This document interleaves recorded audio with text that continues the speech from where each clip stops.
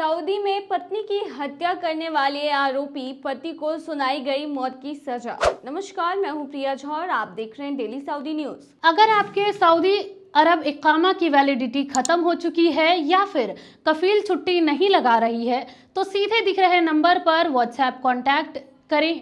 महज 3 से 4 दिनों के अंदर एम्बेसी के जरिए खरूज लगाकर श्योर गारंटी के साथ आपको आपके वतन वापस पहुंचा दिया जाएगा। भारतीय या पाकिस्तानी किसी भी मुल्क के प्रवासी हों, उन्हें बहुत कम खर्च और आसान प्रोसेस से उनके वतन वापस पहुंचा दिया जाएगा। सऊदी अरब में एक पति को अपनी पत्नी की हत्या के जुर्म में मौत की सजा सुनाई गई है। रियाद के अधिकारियों ने सऊदी पति को अपनी पत्नी की हत्या का दोषी पाए जाने पर अदालत के आदेश पर मौत की सजा सुनाई है। सऊदी समाचार एजेंसी के अनुसार आंतरिक मंत्रालय ने गुरुवार को अपने बयान में कहा कि सऊदी नागरिक बंदर बिन जेब बिन जायद अल दोसारी ने रियाद क्षेत्र में अपनी पत्नी मुनीरा बिन साद बिन मुसफर अल दोसारी को प्रताड़ित किया और मार डाला।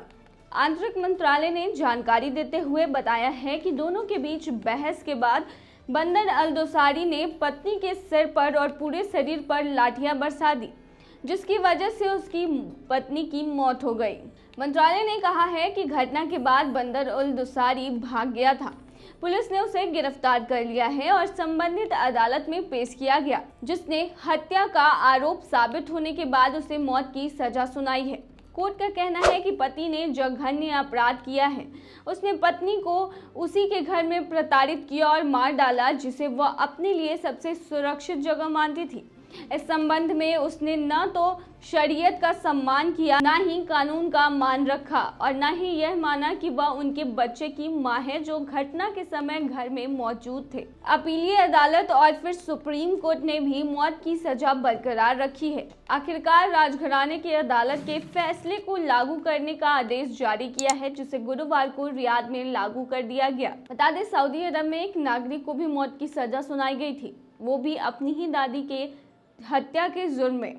पूर्वी क्षेत्र के अधिकारियों ने दादी के सऊदी हत्यारे को मृत्युदंड की सजा दी थी। सऊदी समाचार एजेंसी के मुताबिक आंतरिक मंत्रालय ने अपने बयान में कहा था कि सऊदी नागरिक रेयान बिन सामिन बिन अब्दुल्ला अल दोसारी ने अपनी दादी नमसा अल दोसारी की हत्या कर दी है। घर में दादी सो रही थी, इसी दरमियान उसने दादी के सिर पर डंडे से वार कर दिया था।